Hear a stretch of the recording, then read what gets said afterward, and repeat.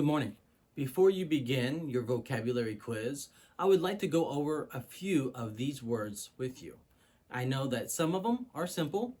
In Spanish, some of them are very similar. But think about how to use these words in English. Let me highlight just a couple. First of all, number 5 is the word habitat. As we talked about in class, habitat is the place where people live. In the reading, habitat is described as natural. For example, what is the giraffe's natural habitat? I guess that would be somewhere in Africa. Or the polar bear's natural habitat would be in the Arctic. An unnatural habitat would be something like a zoo or some place where they have migrated due to global warming. Number 10, let's look at the word remote. When I think remote, I think about location. Now, yes, it also could be a remote control, like on your phone, or a remote control car, something like that. But here, I think about a location as being remote, something that's far away, inaccessible, difficult to get to, like far away from the city.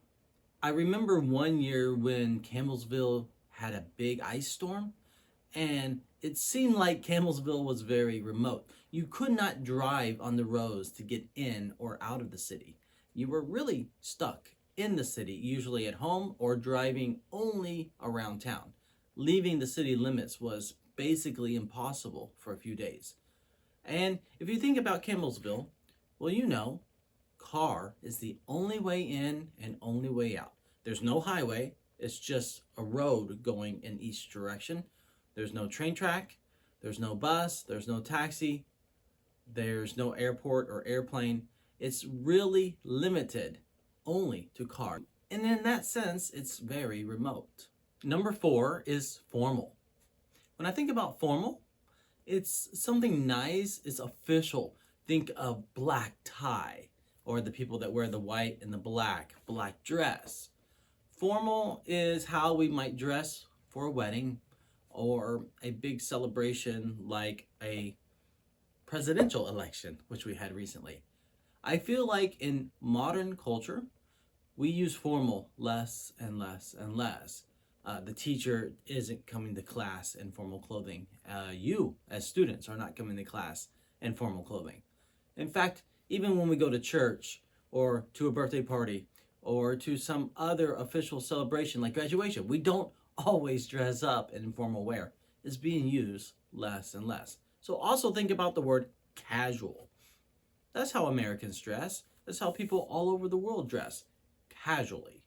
Your clothing right now is probably casual. On page 11 of chapter 1, we have the word mode. Just like I was talking about the different kinds of transportation in and out of Campbellsville, only the car, we can use the word mode to describe transportation. What is your mode of transportation? How did you come here? Was it by train? Was it by plane? Was it by automobile? Mode of transportation. A big city will have many different modes for moving products and for moving people.